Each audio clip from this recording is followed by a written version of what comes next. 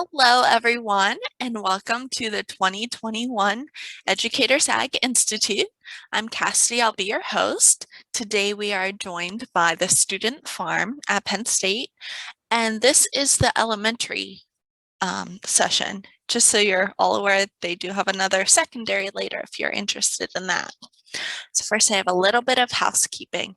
In the chat box, there is a pretest. If you have not already taken that, please go ahead and do that now. During the session, we cannot see you, we cannot hear you. If you have something to say, please do so in the chat box and make sure the drop-down says all panelists and attendees. And for this session, we will not use the Q&A. So put your questions in the chat box as well.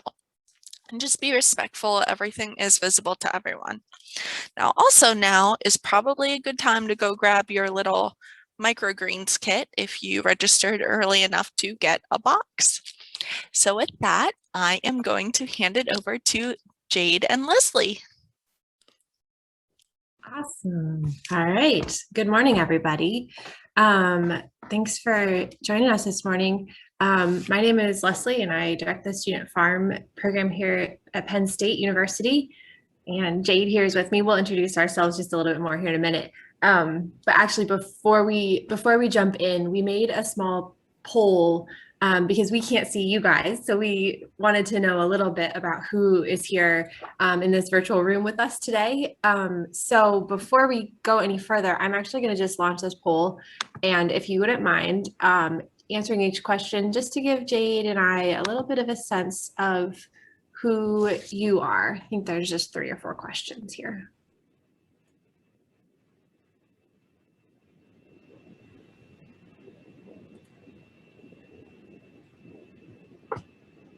So far, quite a mix, really across all grades. A couple are using the chat. Okay.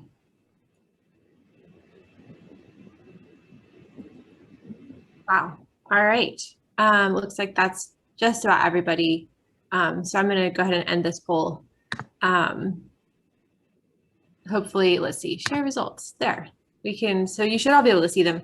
So really looks like we have quite a mix of grade levels all across 7th through 8th middle school support, K4 intensive, speech therapist, special ed co-teaching courses, substitute. Wow, awesome. All right, lots of variety then in grade level. That's helpful to know. How do we go to our next question? Stop share. Okay, stop share.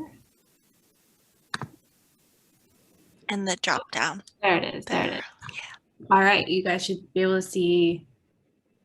Oh, yeah. I think these are a little out of order, but we'll just roll with it.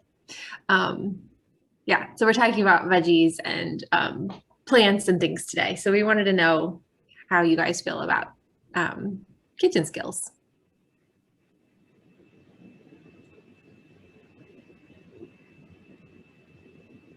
High school ag, but FFA works with elementary students. That's great to get the high school kids.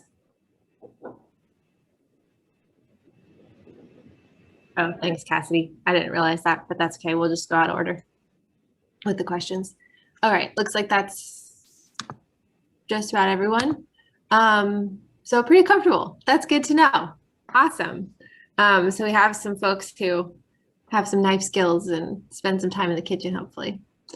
All right, next question.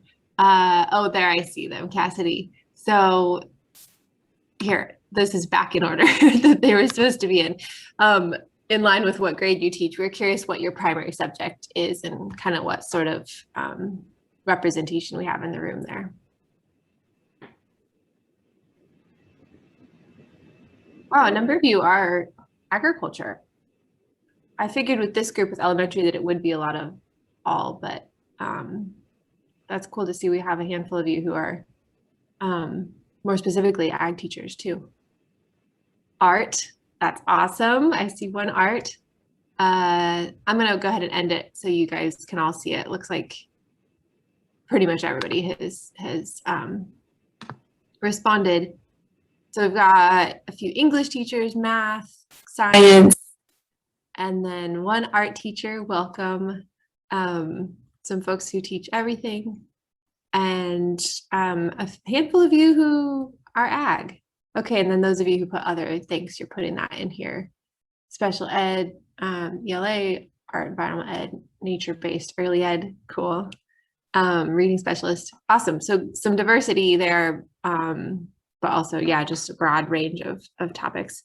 So then related to that one, the next question we wanted to ask was, for the purpose of this session today, is there a subject that you'd be most interested in incorporating food or gardening into?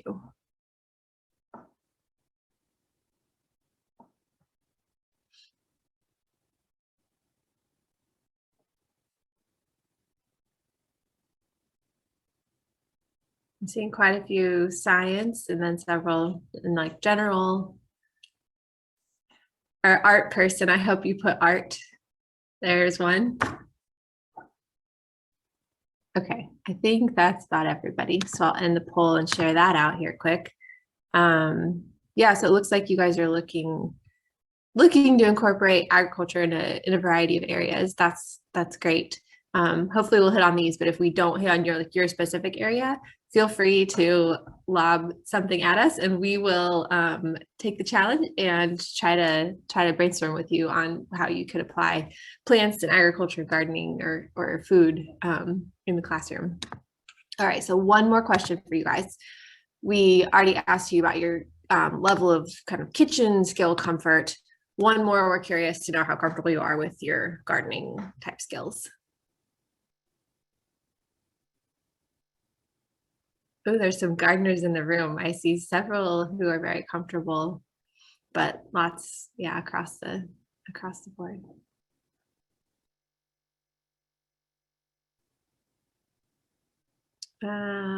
Looks like that's everybody. You guys are quick. So here's the share out of those.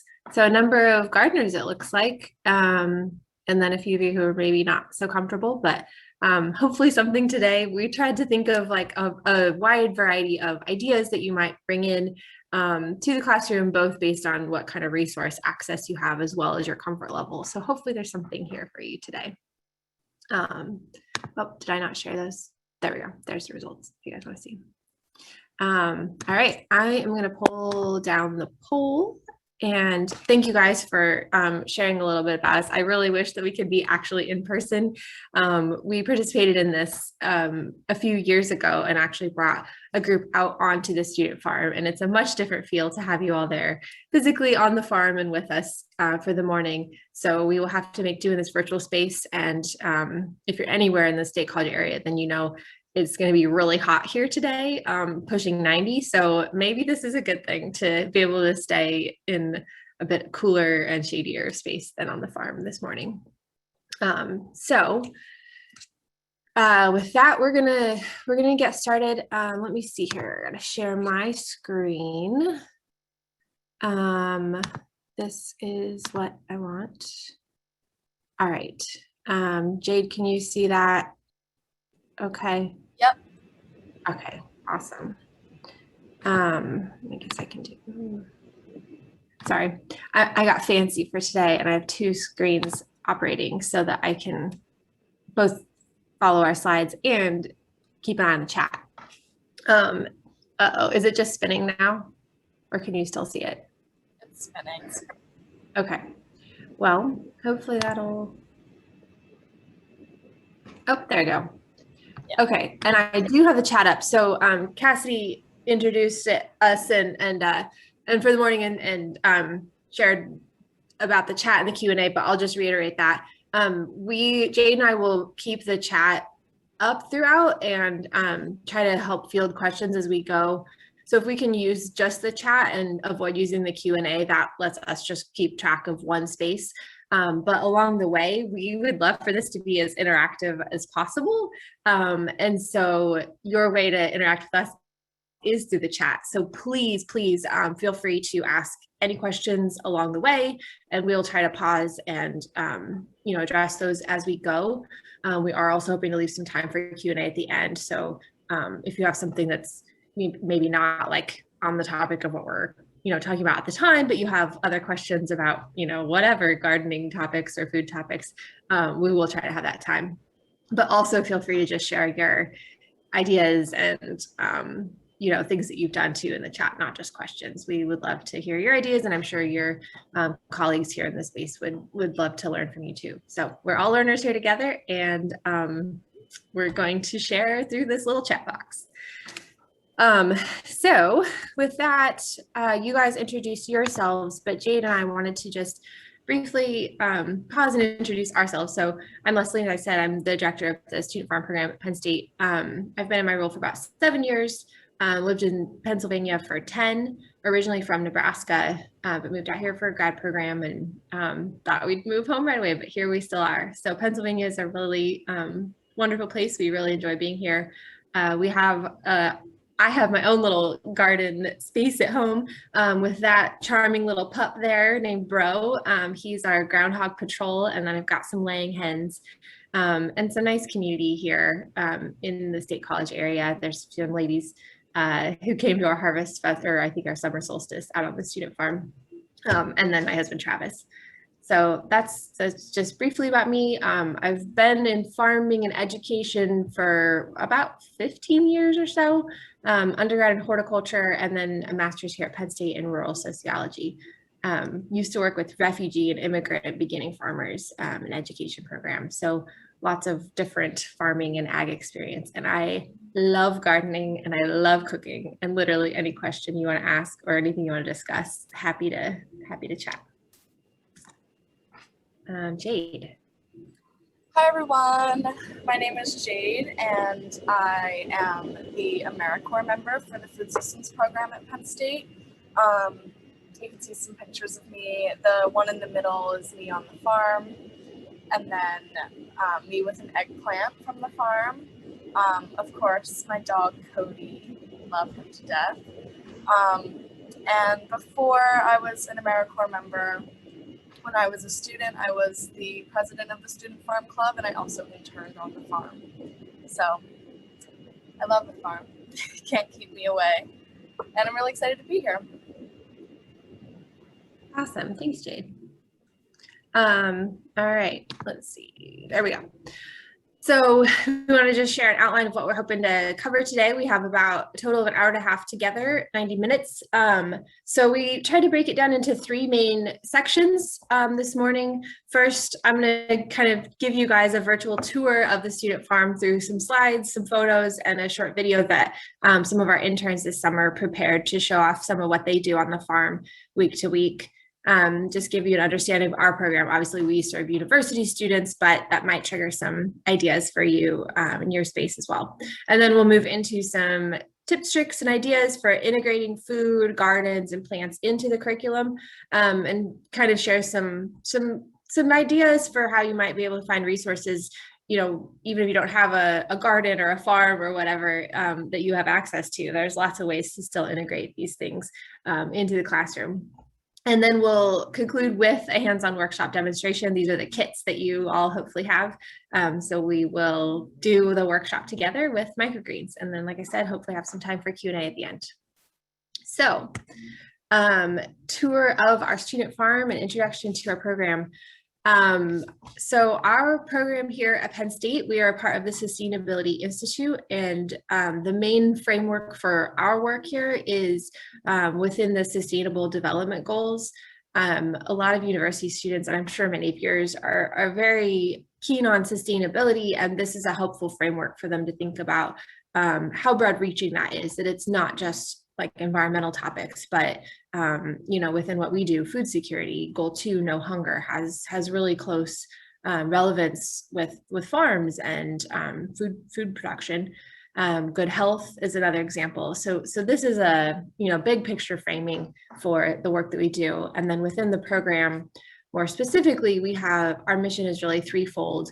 We're at a university, so education is the core. So this learn, think, grow here, and by having a farm, we're able to provide hands-on learning opportunities and engagement for students. The second aspect to our mission is to build community. So our students plan and run a lot of events through the farm and across campus focused around food systems. So they are reaching out to other students and providing, fun and exciting engagement and education opportunities, but also to the broader community. A lot of our students are very interested in working with youth or, people of different ages. And so we have a broad range of age groups that use the farm, visit the farm, and participate in a lot of our events. And then the third aspect of our mission is farm to campus piece. So we grow food for our dining commons. We sell produce, a diversity of fresh produce to our dining commons here on campus. And I'll talk a little more about our marketing here in some of the slides. So it's pretty cool though that it's grown by the students for the students, and the students really take a lot of pride in that aspect of the farm. To give you a little bit of orientation, hopefully, I don't know how familiar you all are with the State College area or Penn State University, but if you are familiar at all, you probably know where the creamery is.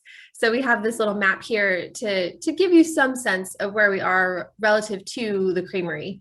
And you may know the Arboretum. So we're basically just under 2 miles back through this little back road. The other way you might know is if you know the stadium and the airport, Fox Hollow, we're situated right back here. The way that you'd really probably see us is if you drive through and you're on I-99. If you look down the hill there, you get a really nice bird's eye view of the farm. So if you're ever driving through and you've wondered before, like, what's going on down there? That's us. And here is kind of a master plan map of what you'll see in progress right now on the farm. So we were established as a pilot here in 2016 with just 1 acre, but we're now permanently on this space and have 4 acres of land, which is really incredible. So if you drove by today, you would see 3 high tunnels here, these kind of white ones. They look like greenhouses. And then you'd see some newly plowed fields over here. They're not planted yet, but we're working on growing into this new space. So we're literally actively a growing program, which is pretty cool. And if you do come to the State College area, now that COVID restrictions are lifting and everything, feel free to reach out to us and come out for a site visit to check out the site in person. But hopefully this orients you a little bit. All right, so I talked about our 3 kind of core mission areas. So I just have a little more about each of those here to share with you. So around education, we bring education into the classroom and also bring classes out onto the farm. Sometimes it's just for like a one-time tour or field lab, but we also host capstones where they're working with us and we're kind of their client all semester. Sorry, just gonna pause for a second. Cassidy, I'm wondering if you're chatting with me there about audio. Is my audio not? No, you're good. That's for later. Yeah, it's Okay. good. Yeah. Oh, got it. Okay, great. Thanks. And then we work with a lot of community partners too. And there's just so much learning that happens by working with different community partners. And then we do also work across the Commonwealth campuses. So this could be an opportunity if you're near another Penn State campus. Several of them do now have gardens or farms there.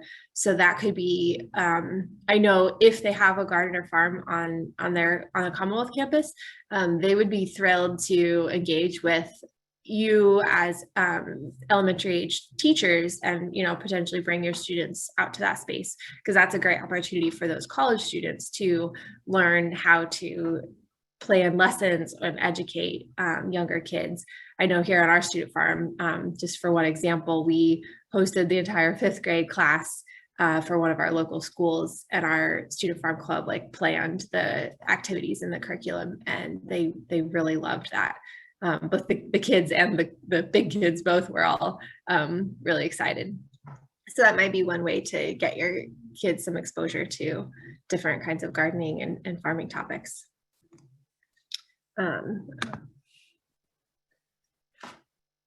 In terms of kind of the breadth of engagement, hopefully this resonates with you all, since many of you, it sounds like, teach across topics. There are really opportunities to apply food gardening topics across the curriculum. Here at Penn State, people sometimes assume that we just serve College of Ag because we have a really well-established, prominent College of Agriculture. But in fact, we've had the opportunity to work with now I think more than 10 of our colleges. So we've engaged business students, English students, law students, et cetera, in different aspects of the farm and the program. So the opportunities are really endless, I would say. This probably doesn't have as much relevance for you, but maybe you have kids who are considering Penn State. We do have a brand new food systems minor just established about a year ago. And so this is another exciting way that the curriculum is growing as well. And so we're seeing more students engage with the farm because they're seeking this minor as well. So that's pretty cool. Another major aspect to our education and engagement on the farm is an internship program. So we have both paid interns and then also for credit interns on the farm. And these are the students that you would see working on the farm day to day. So if you do come to town and you just, did a drive-by or something and saw people working, it's probably interns out there. This summer, there's 5 of them right now working, and they work nearly about 40 hours a week maintaining the farm. So they're obviously getting lots of education along the way with that time investment that they're making. We do also support some student-led research and entrepreneurship projects.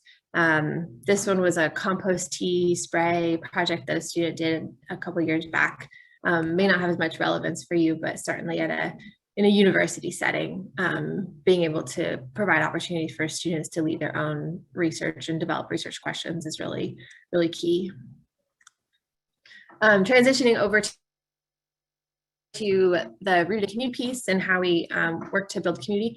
I talked briefly about our events. So we do annual events that our students plan and manage, and then also have a number of community partnerships with groups in the area, such as the community gardens, the food pantries, the hospital, master gardeners. We've really done a lot, especially with the master gardeners here. And I know that's a group that exists all across the state.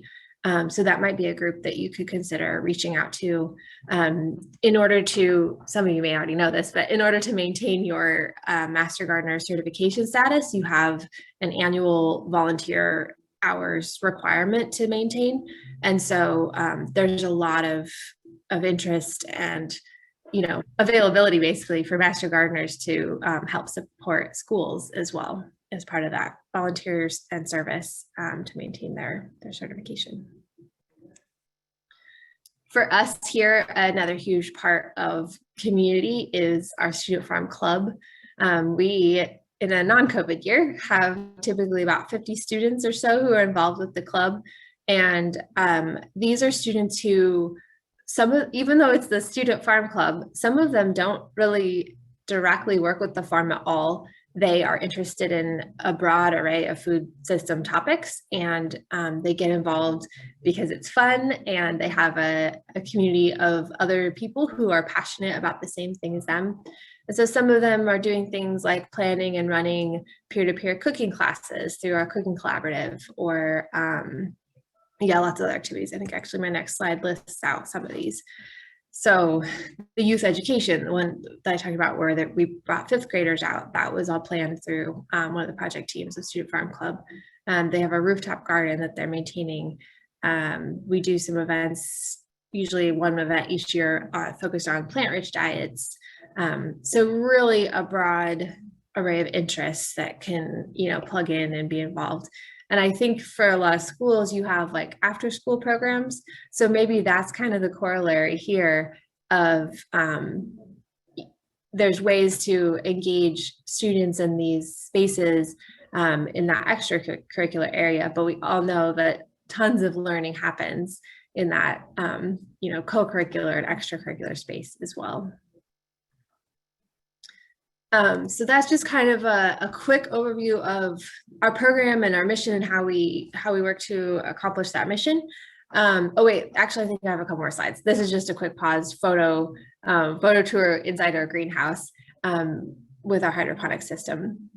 So you can see here, this is one of the greenhouses right on campus. If you ever do visit the creamery, you'll see a Student Farm at Penn State banner hanging inside one of those greenhouses, and that's where our hydroponics system is. This is great for us because the farm, at least historically, was really kind of just 3-season, and so this was a way for students to engage throughout the the cold months as well. And in fact, in the dark, you can see in these photos it's dark outside, but they have lights inside, so they're able to go and work in there together after classes are done in the evening. So that's a nice resource as well. Yeah, I have a few more on that farm to campus piece that I almost forgot about. So as I said, we sell to our campus dining commons. And we also, in addition to that, run a CSA program. We call it Campus Supported Agriculture. Here is somebody picking up a share one day. So the students are in charge of picking and then packing and distributing CSA shares to, it's open to faculty, staff, for students here on campus.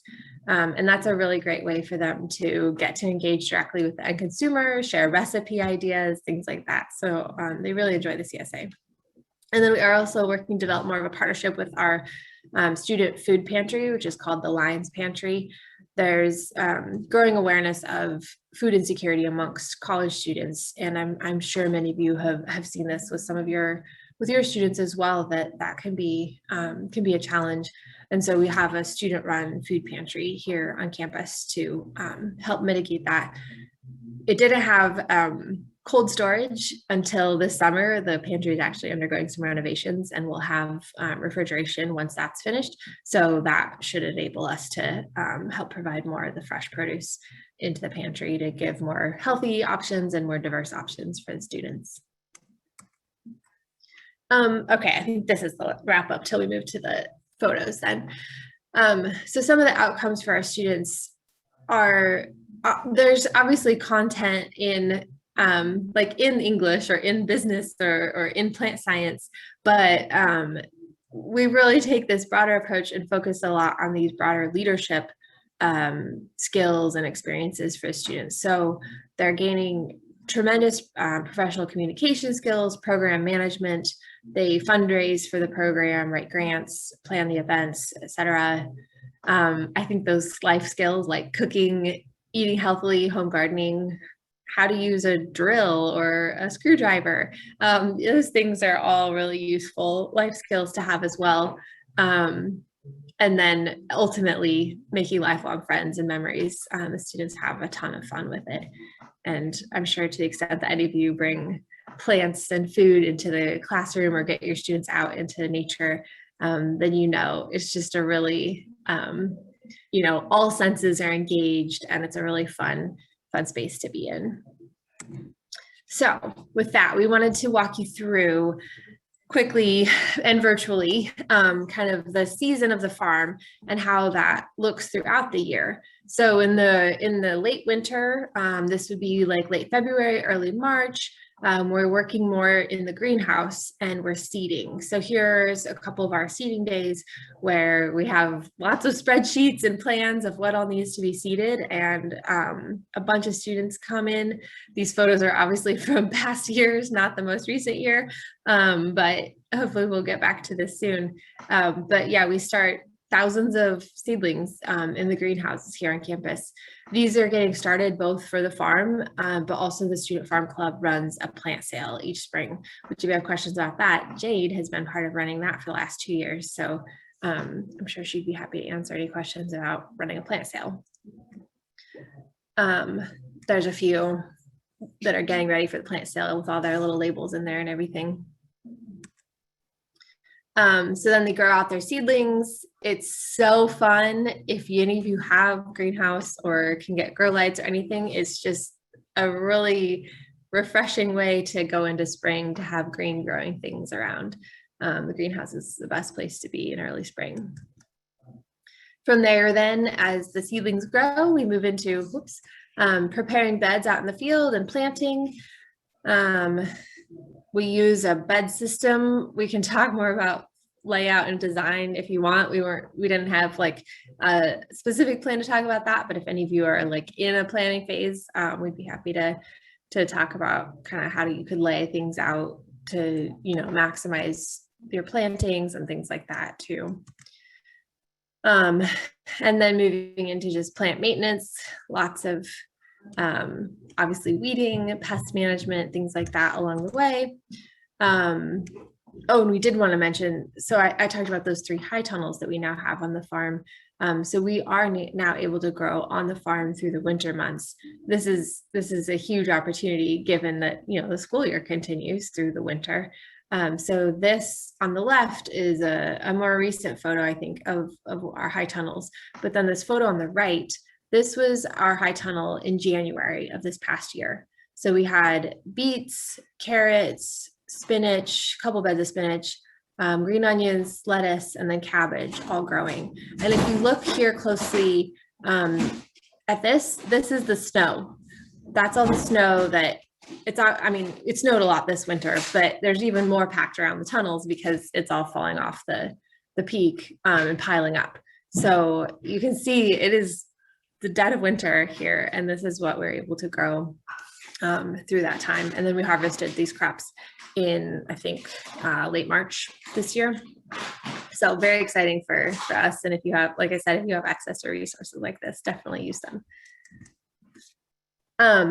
So moving back throughout the year, as you maintain the plants, then it's time for harvesting. Since we do sell to the dining commons, then we also focus on washing and packing and labeling and invoicing all of the product. And those are great, supply chain management and business skills for the students to develop. A few more pretty photos of veggies. Yeah, so there's washing, like washing the greens. I think this was in the late season, so it was getting too cold to do it out on the farm. So we had to bring things into the greenhouse. Here's an example of our labeling then before things go to dining commons. And then here they are ultimately places like the salad bar and in some of the other dishes. And they're really great too about promoting us. They keep the sign promoting the student farm out all the time right there in the dining commons to show that they partner with us. So that's something, depending on what kind of scale your school has or what you're aiming for, you could look at partnering with your dining folks and maybe bringing some food in there as well, but that's like pretty big scale.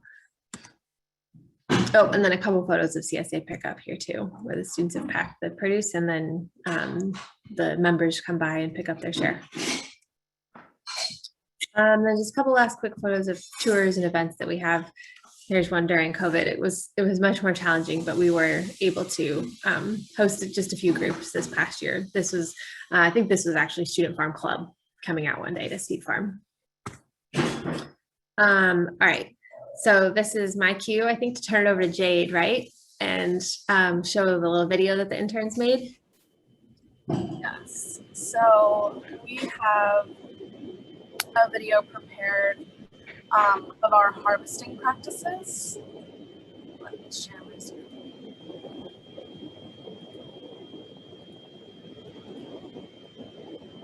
So this is just a quick 2-minute video just to get a feel for when we harvest, what the procedure is.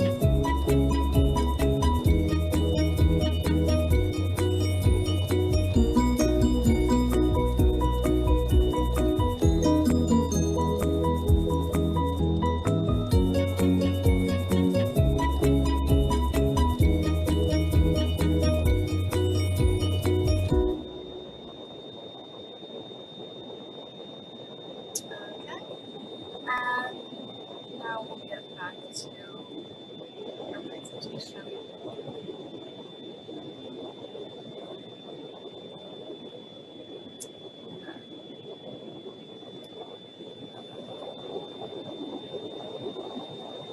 Okay, so in this section, I will be discussing some tips for using plants and incorporating agriculture and gardens into some curriculum.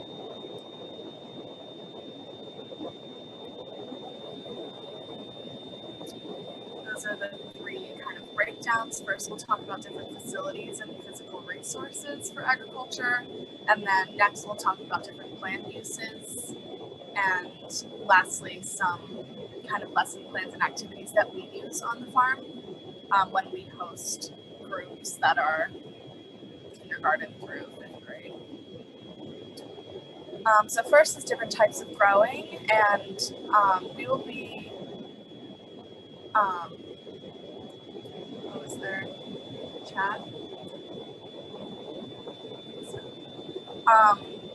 We will be sharing these slides with you guys after if you want to use this link and do some of your own research about types of growing.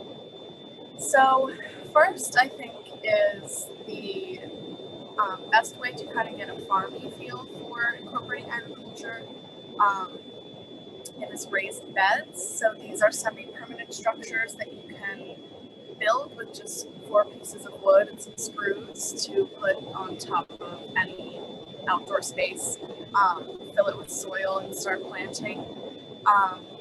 We had some of these on the student farm. A class was doing some research, or a couple students were doing some research.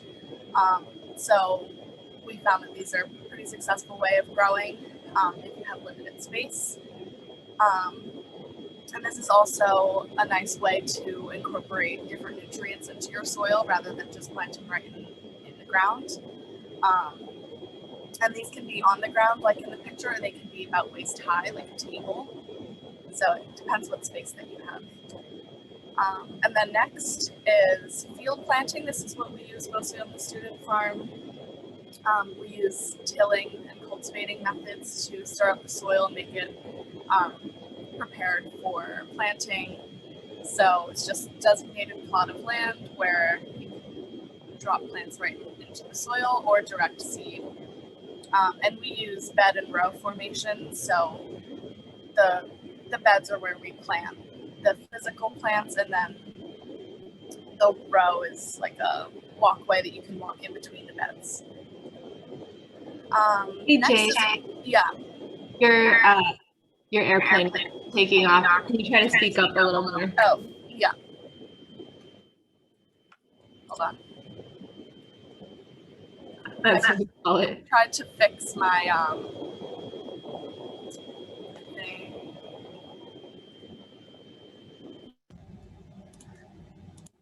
Okay, I think I changed my microphone.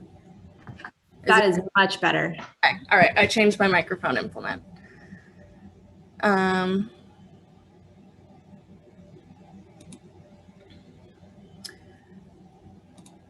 right, and everyone can see the screen. I can't see the chat when I'm sharing.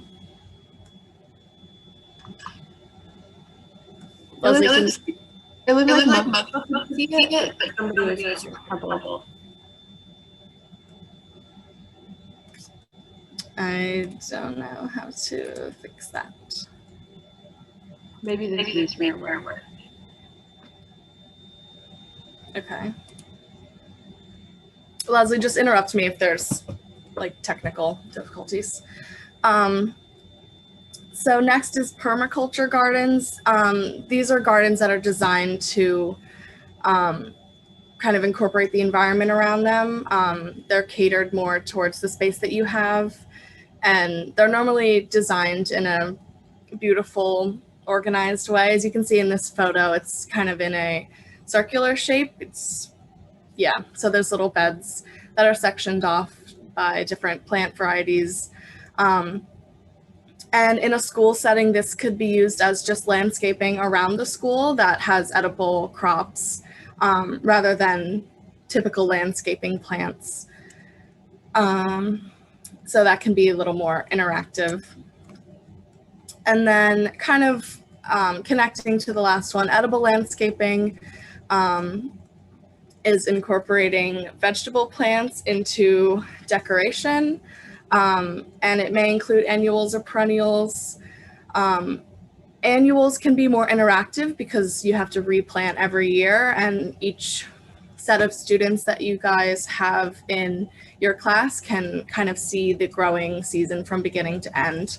So that could be something super fun. And in this picture, you can see some edible flowers and some lettuce and cabbage.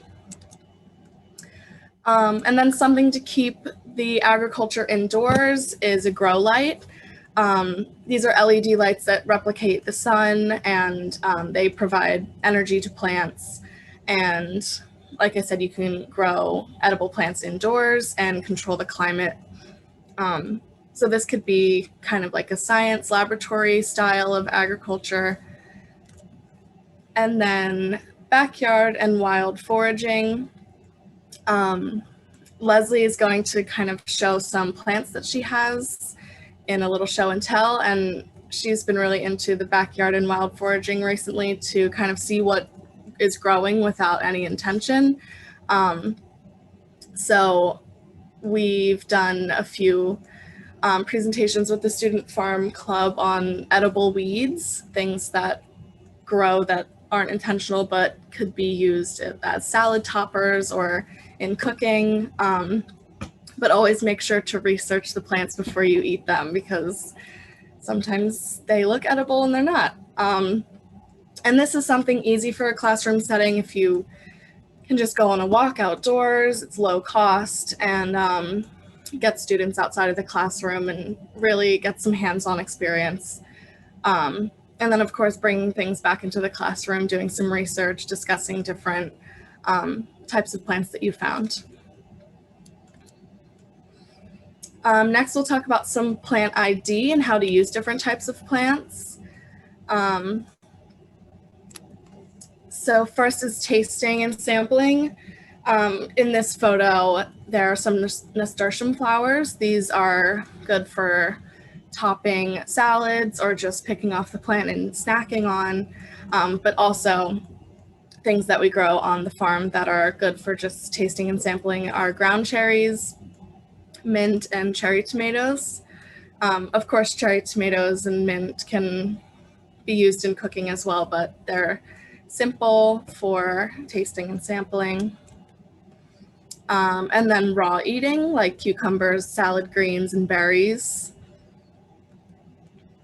The next step would be cooking some vegetables. If you have a setting in the classroom where you can use some kitchen materials, this could be a fun way to kind of grow plants and then bring them into the kitchen and show the students how to grow their own food and use it to cook. So some examples are spinach, peppers, and zucchini, as you can see in the photo. Another way to use some plants in the classroom is beautification. We have some dried flowers in this photo that could be used as some decoration. It's fun to press flowers in between textbooks and frame them. I think that's super beautiful. And then making wreaths or flower crowns could be fun for students. Another very important use for plants is supporting healthy ecosystems. So goldenrod is a Pennsylvania native, and it is really influential in pollination, just like mountain mint and cardinal flower. And I believe this is a photo of goldenrod with a bunch of bees thriving on it. So that's another important thing to teach students about plants, is they're not just for eating, they're also really important for the ecosystem. And then seed saving. This is a photo of Nigella, which I recently found on the farm and thought it looked kind of alien-like. And then Leslie was like, oh, I have that plant and it grows in my yard. So this is a really important plant for seed saving. Every little pod that you see in that photo contains a bunch of seeds that you can kind of harvest out of the plant and reseed to grow more. So tomatoes, beans, and different lettuces are really good at the seed saving process if that's something that you think you could incorporate into some curriculum. And then dyeing. This is very fun. There's a class at Penn State. We collaborate with one of the professors and we grow some dye crops for her. So she can use them in her class and teach students how to use plants to dye fabric. So some edible plants that are influential for this are obviously in the photo, but beets and onions are really, they're very pigmented for dyeing. And then of course, amaranth, which is a flower. It's really beautiful. And then some medicinal plants, lavender, flaxseed, yarrow, and turmeric. This is obviously a photo of lavender. But these are really fun to kind of experiment in harvesting them and kind of figuring out what part of the plant is medicinal and how to incorporate some plants into maybe medicine type of education, science related. And then making teas. This I think could be fun in a classroom setting because it doesn't require a lot of like kitchen materials.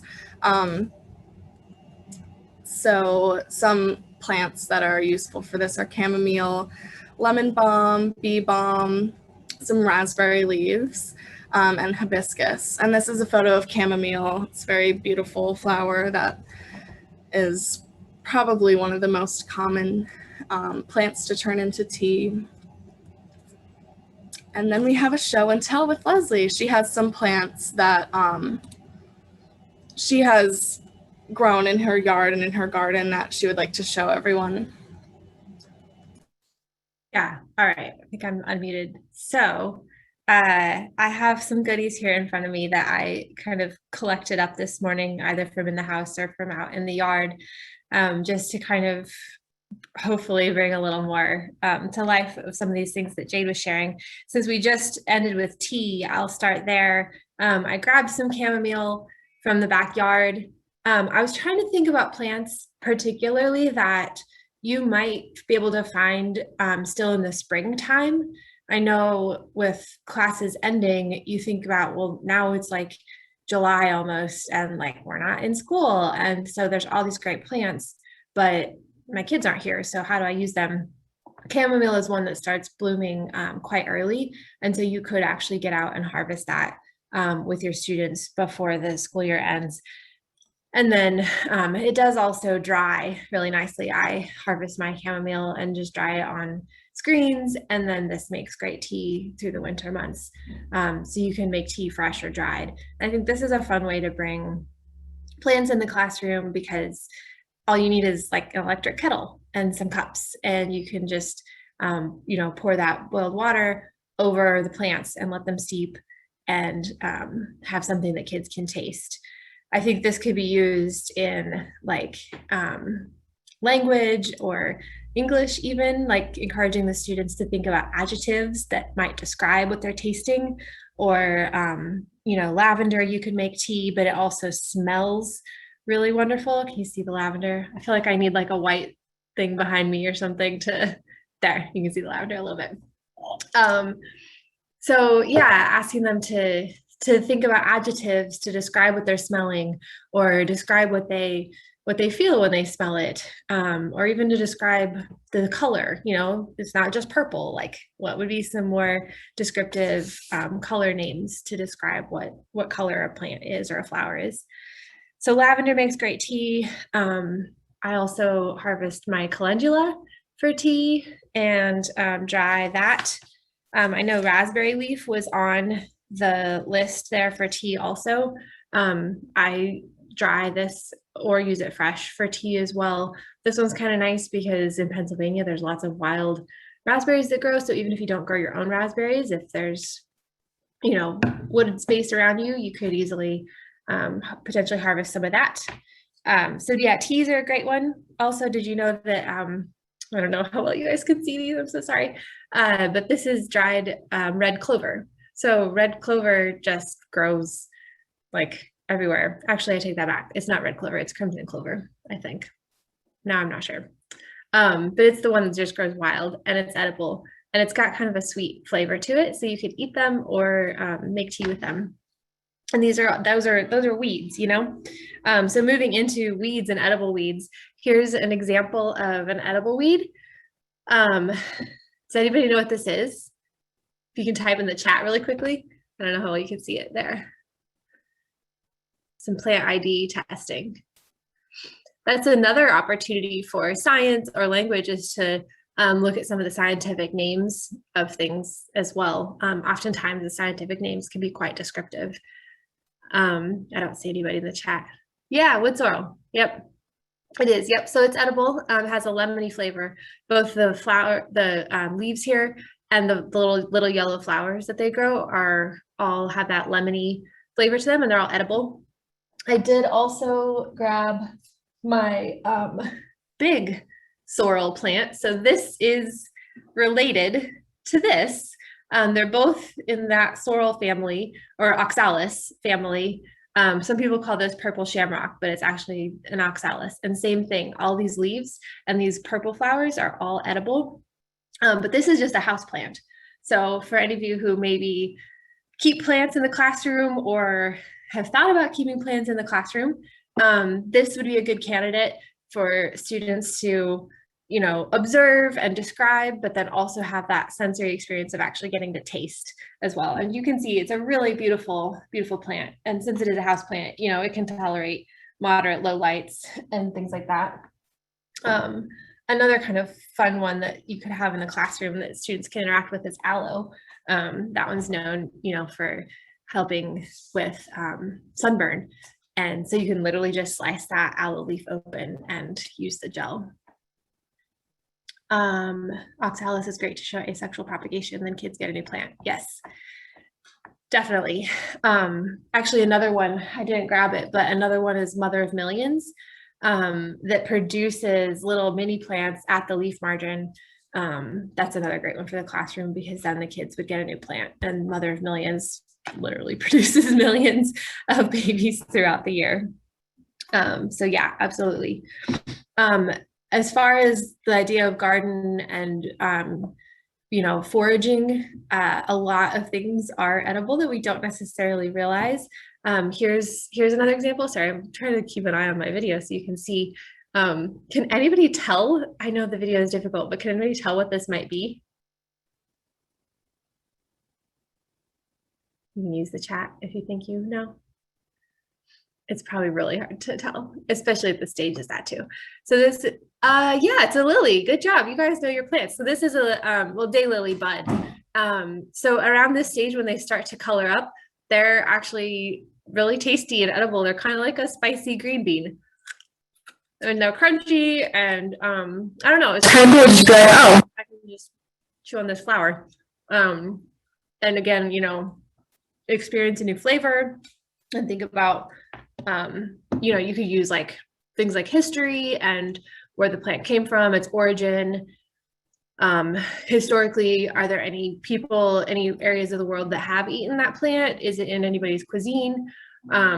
Maybe something like this isn't, but there's a lot of other plants that do have, you know, a lot of history in different cultures and cuisines.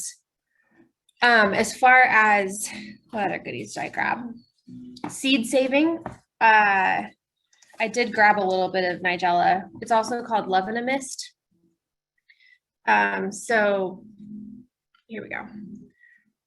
This, sorry, they're getting a little, there we go. Hopefully you can see that flower. So this is what the flower looks like of Love in a Mist. They're really pretty. And this is another one that you would see early. So in my garden, I, you know, planted a few intentionally 3 or 4 years ago, and now it readily self-seeds and it just comes up nice and early in the spring. So this is one that you may get the flowers in time before the school year ends.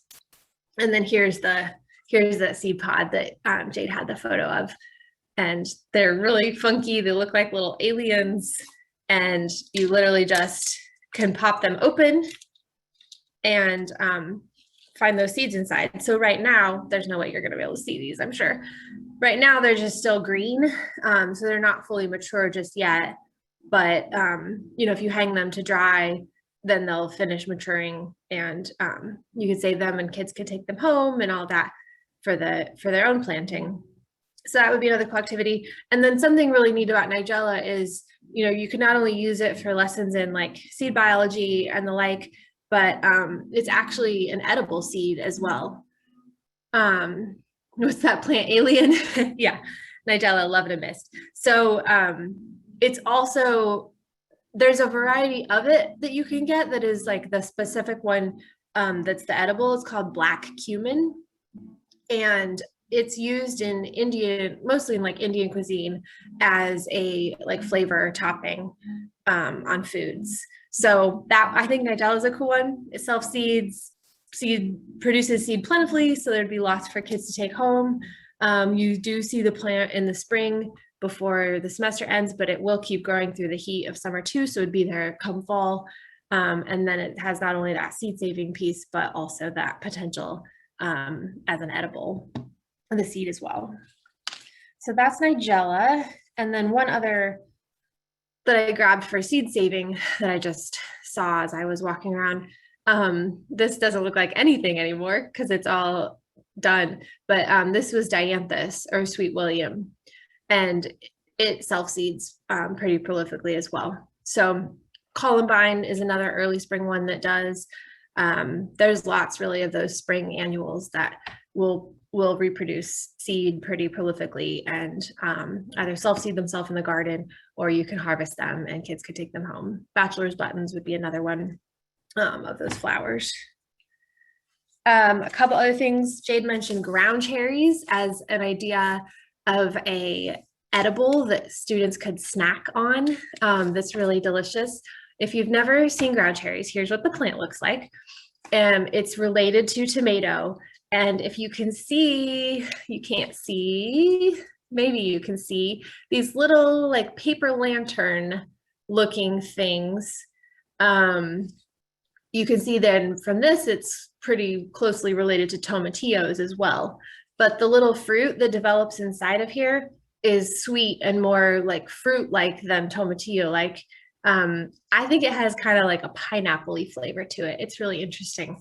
And the other nice thing about this is it's really easy to tell when it's ready to eat because like their name says, they're ground cherries. When this husk dries up and turns brown and drops off the plant to the ground, that's when the fruit inside is ready. And so you can just, you know, pick those up and remove the husk and eat the fruit inside.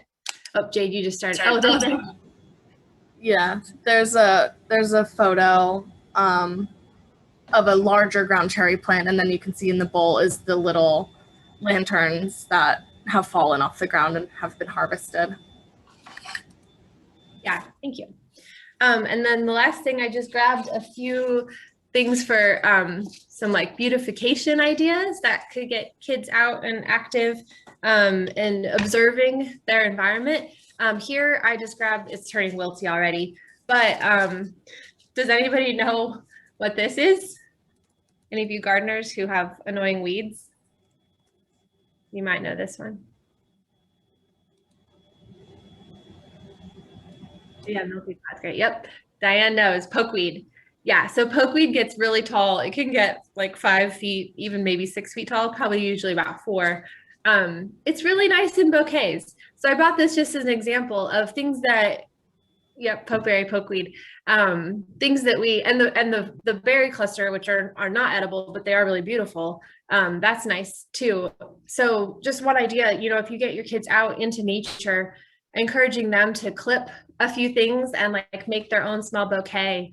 It's an opportunity to get them out observing and thinking about how, you know, how do plants produce seed and what are the different parts of the plant and what's their plant purpose? You know, what's the purpose of these leaves? What's the purpose of these flowers? What's the purpose of those berries that set after the flowers? And just get them out. Yeah, they could each make their own bouquet, or Jade mentioned pressing, make their own, you know, pressing, like here's what I found today. And then I just grabbed a couple of things because in terms of beautification, I use a lot of natural materials just in my own home because they're beautiful. This is Crispidia. So it's a flower that fresh, it produces in like late July, I think they'll be blooming, but they dry really nicely. So here's just a little vase that I have on a bookshelf at my house. And then here's another one that I have on my fireplace. These are sea oats, another really nice form. And then here's a type of grass. I'm not sure what kind of grass that is actually, but again, yeah, thinking about plant morphology and physiology while also beautifying the classroom. I think that's all my show and tell goodies, but I saw a couple of you adding some things. Krista mentioned milkweed, Columbine, sweet William, Bachelor, Nigella. Good question, Laurel. I would say that actually, if you plant them in the spring, they probably won't flower that first spring. It's more when they self-seed themselves and then come back that they come back earlier. I would encourage you to think about maybe actually planting those things this fall. Let them start to establish in the fall, but not get too big. So they're still kind of young and more hardy and tenacious. And then hopefully they'll survive the winter, and then they'll have more rapid growth next spring. But then once you do have them established, as long as you let them flower and let the seed go and like just let them self-seed naturally, then year over year, you'll get like mounds of them each spring, and they'll come up early enough. They should be up early enough for you to be able to use in the classroom. I guess I shouldn't say that. This is statewide. So if you're like in Erie or somewhere really cold, maybe no guarantees there, but here in the State College area, like my garden at this point, I intentionally let kind of hillsides of Columbine and chamomile and nigella and bachelor's buttons just self-seed and grow because it's some color before there's other things. There's a book called Cool Flowers that talks about these annual flowers and how they actually do. It's more from a cut flower perspective, but it would apply here. That kind of helps understand like how these plants work and how actually seeding them in the fall sets them up for better growth, faster growth in the spring. Year 1, they weep. Year 2, they creep. And year 3, they leap. Yeah, Lori, I think I've never heard that, but that's a nice saying. I think that's true. Yeah, and my garden's been established now for about 5 years, like my own personal garden. So it definitely, you see it more and more over the years. Share-less the plants, yes. And then pampas grass, yeah, you're probably right, Luann. Some kind of pampas, not too outrageous, but all right. Jade, I think that's it for my show and tell. But if others of you have things you've used in your classroom, please continue to use the chat to share those.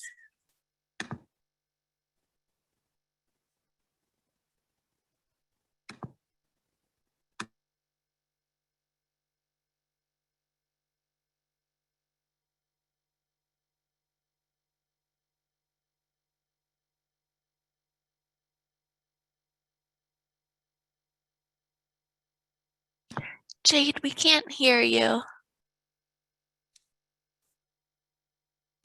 Oops, I was muted.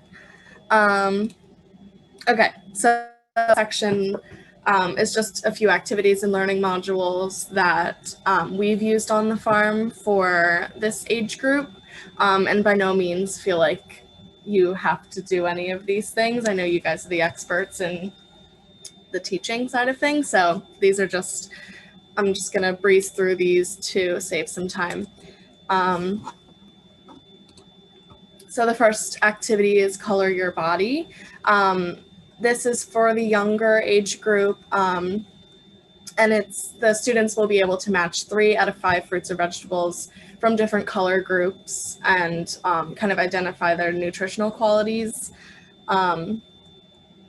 So it's kind of scavenger hunt style. And of course, we will share these slides if you would like these activities. I'm not going to really go through in depth right now, but it's just kind of a cute way to get a list of fruits and veggies in different color groupings.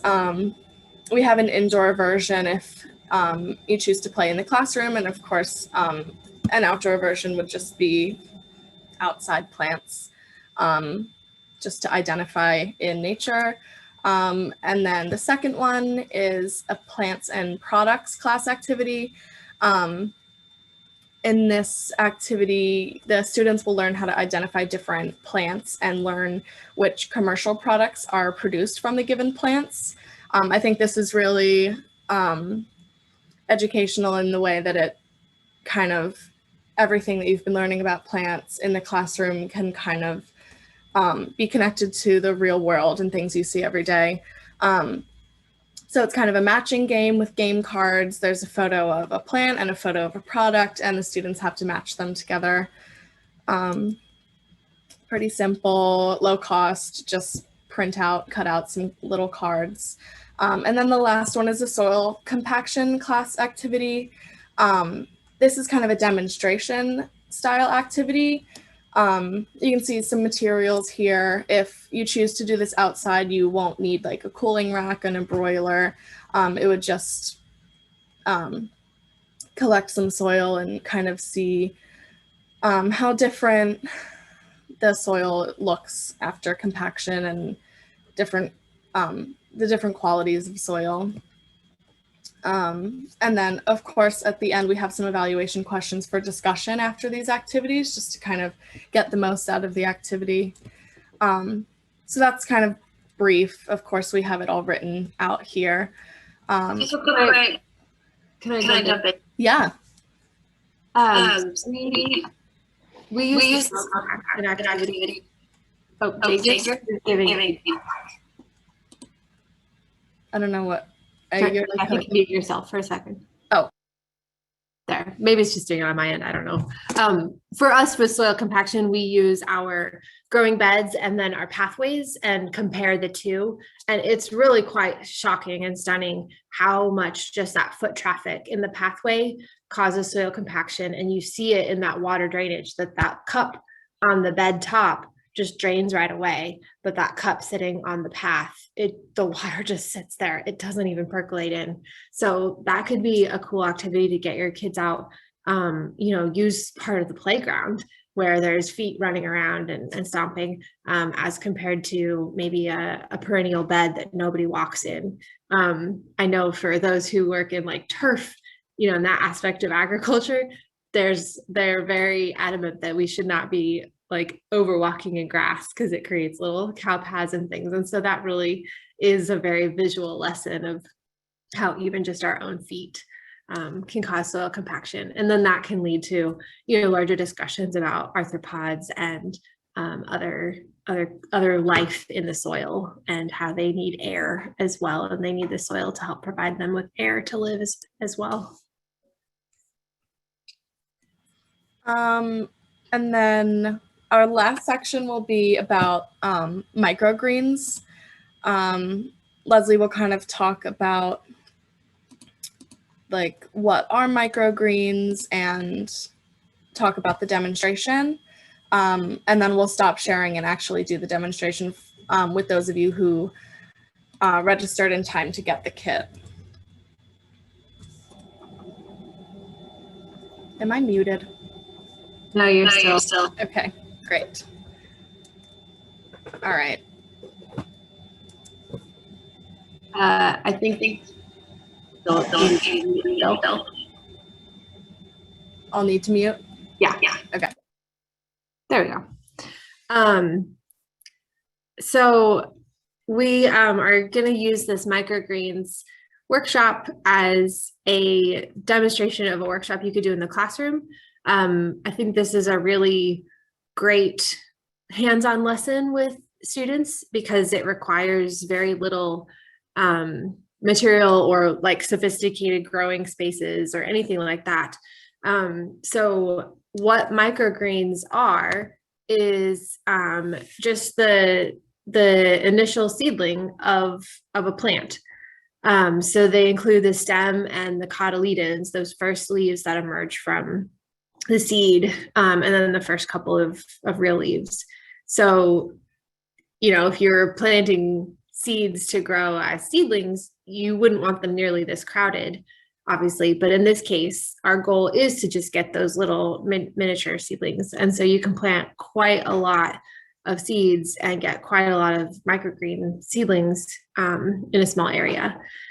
And they're really fun because they can have kind of intense flavors and unique flavors. Whatever flavor the mature crop will have, the microgreen seedlings have that flavor to them. So, for example, broccoli, even though when you think about broccoli and eating broccoli, it is the floret, the flower head of the plant, that little microgreen seedling has broccoli flavor to it. So it's kind of fun. You can like have kids try to guess what things are, and things like that.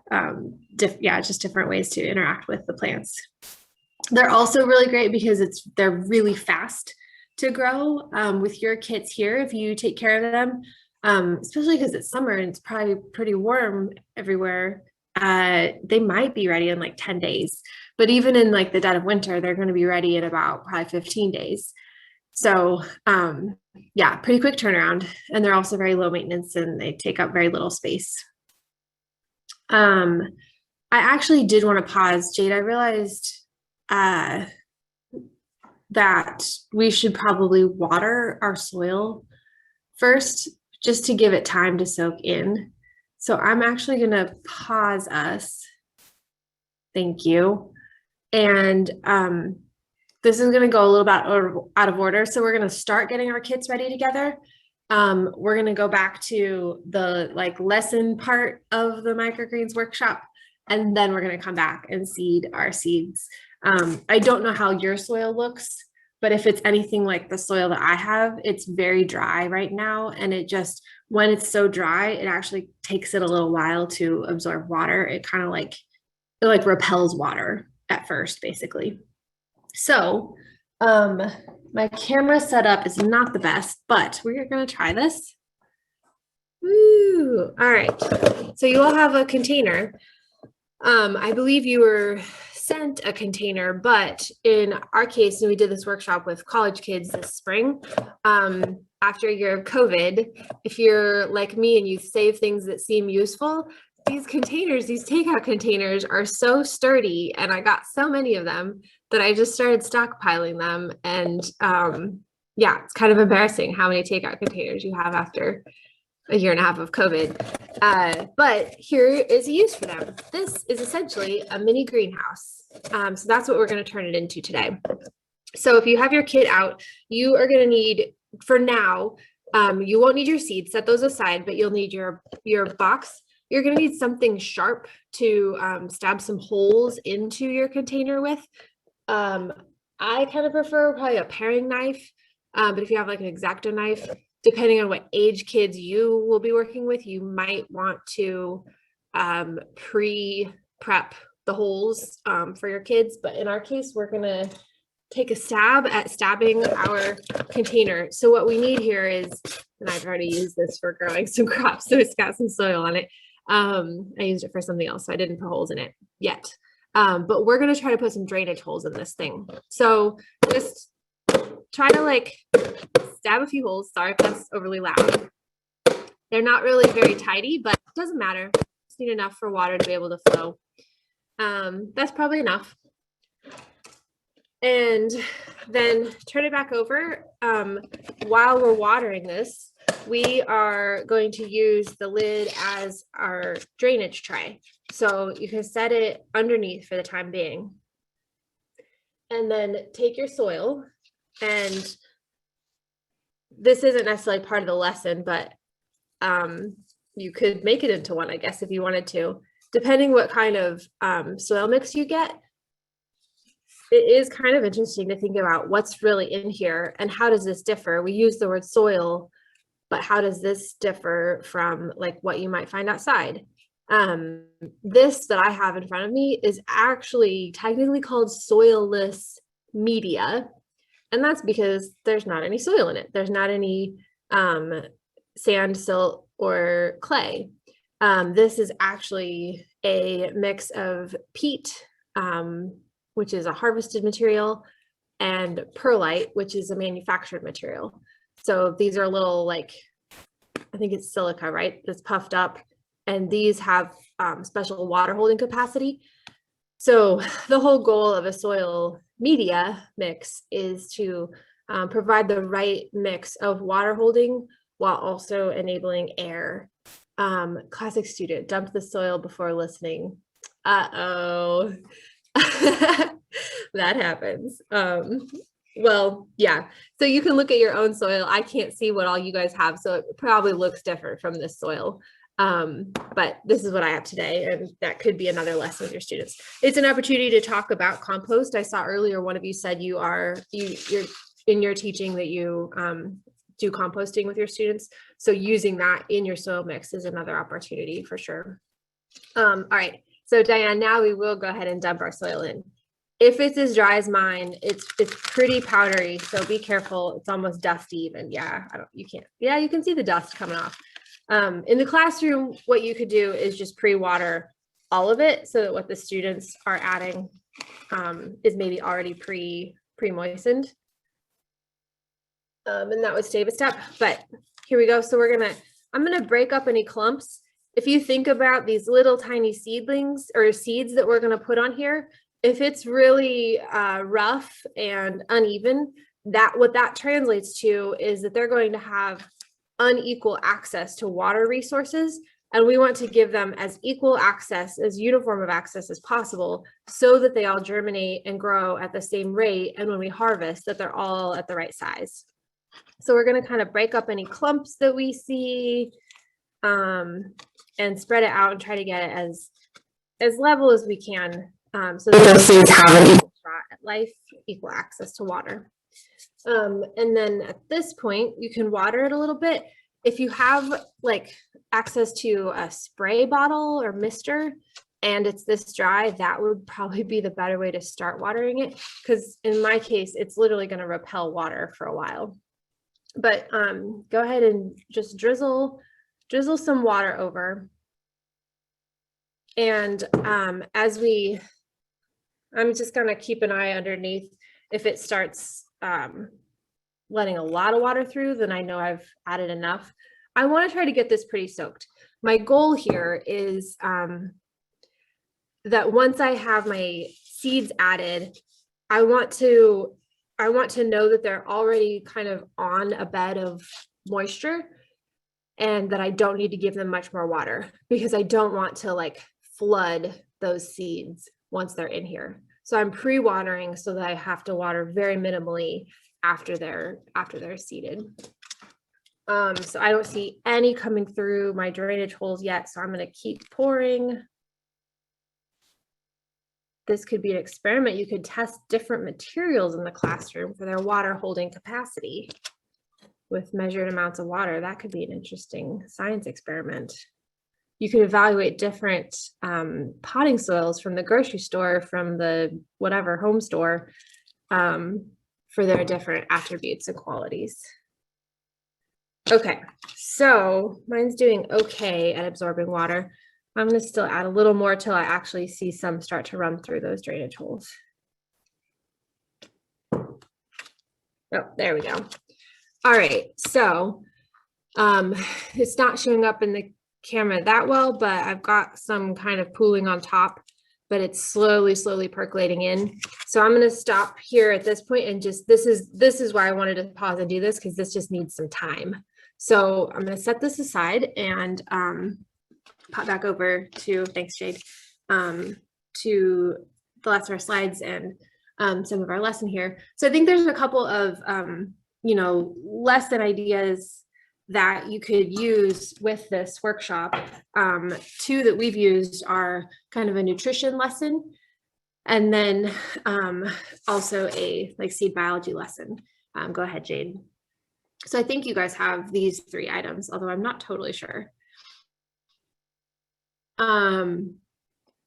So let's actually, in the interest of time, Jade, let's kind of buzz through these. You guys will have these slides, so I don't really need to like read off of them. Basically, there's various health benefits to microgreens and lots of nutrient density in them.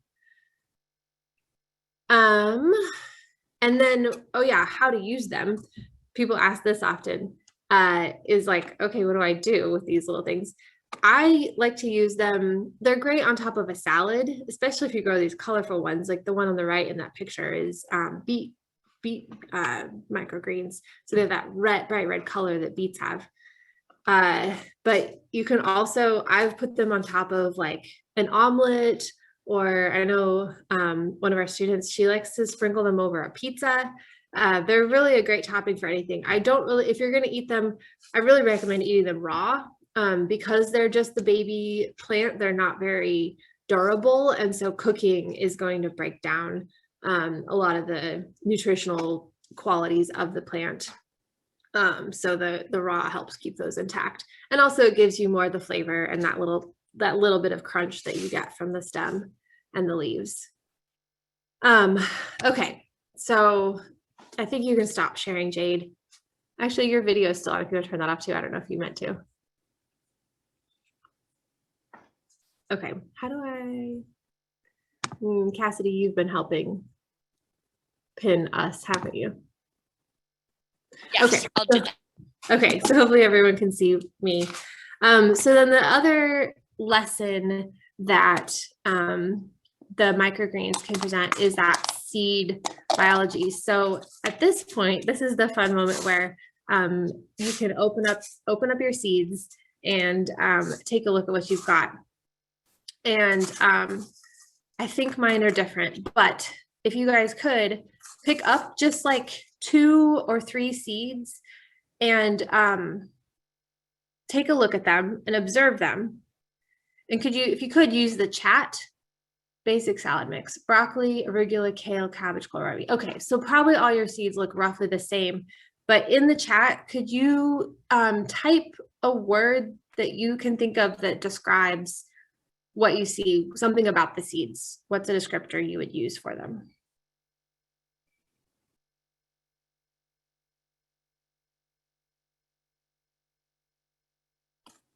Tiny, varied, round, pellet. Yeah, they are little pellets. Little beads, multicolored. Yeah. They kind of look like sand, right? Like very round, because sand is a little more square or sharp, but they're kind of like little round sand bits. But the interesting thing is when you really stop and think about it, sand is an inert material. It's not a living material, but this itty bitty little sand-like speck is alive. And it's actually like respirating. So even though it looks like it's tough and dense and inert, it's actually alive and breathing, and it contains all of the biology to become a plant. So this has a lot of bearing if you are a gardener or farmer and thinking about seed storage and the age of your seeds. Because they are respiring and living, that means they can die. And so that means that if you get them wet, which the water will help activate the germination process, but if you then remove water from them, that stops the germination, but the plant has already begun exerting energy into germination, and then basically that will result in death. Similarly, if you expose them to high heat, that will likely kill them. And for some seeds, exposure to light can also kill them. So think about seed storage and how fresh or how old your seeds are, given that they will die with age. So inside this little seed, once we plant it and we intentionally give it water and the right temperature, and actually they don't need light yet because there's no leaves to photosynthesize. what's going to happen is a root hair is going to emerge first. And we're going to plant these right at the surface of our soil. So as they start to germinate over the next few days, you likely will kind of see those root hairs, but typically in the soil, you don't get to see them. But it is cool to know that that little seed is active and working before you can even see a thing. That root hair emerges first before the cotyledons.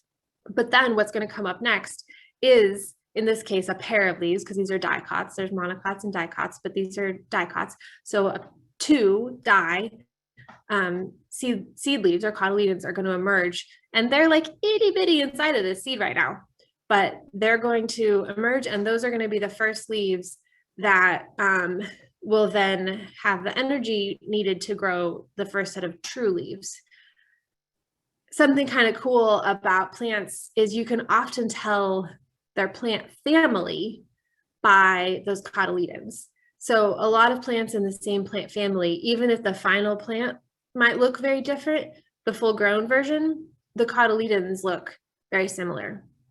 So if you have broccoli, arugula, kale, cabbage, kohlrabi, you're going to get heart-shaped cotyledons from all of them.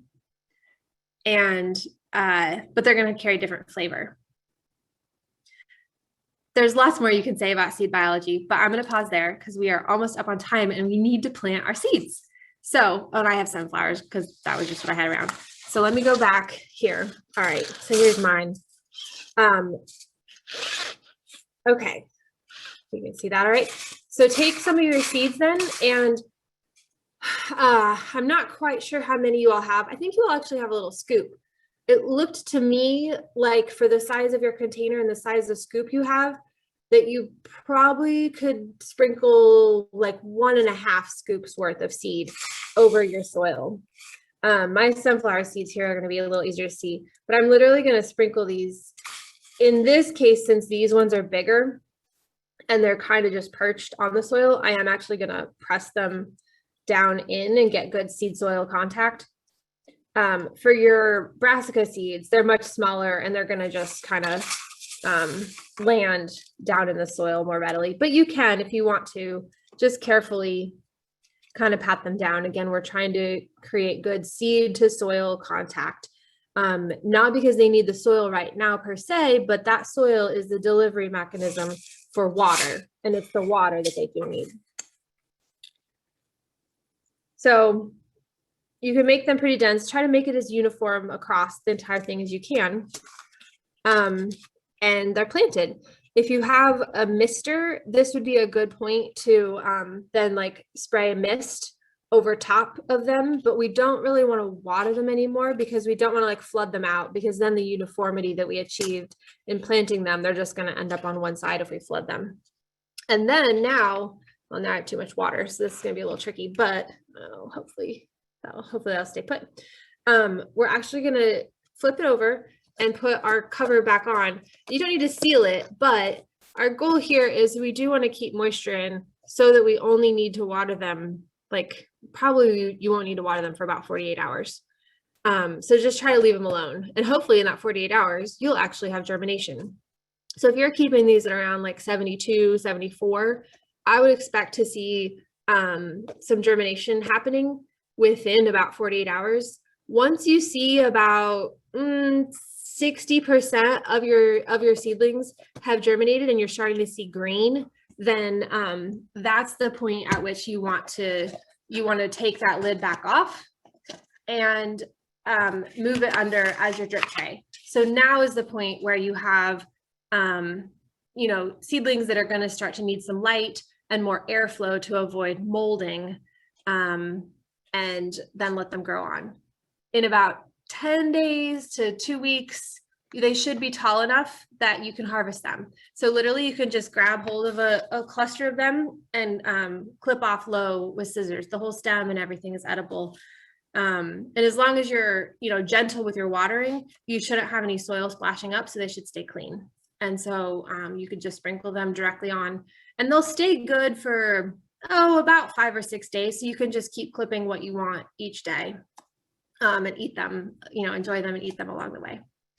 we are at time. I see Cassidy is, yeah, a little terrarium. Yes. I see Cassidy is sending you guys your post test. So it's time to wrap up. How many crops are mentioned or how crops are grown? I forgot to say that. Yes. We grow over 100 kinds. Oh shoot. I don't remember what answer we put in there. I think it's over 100. That's in your post test, isn't it? Sorry about that, folks.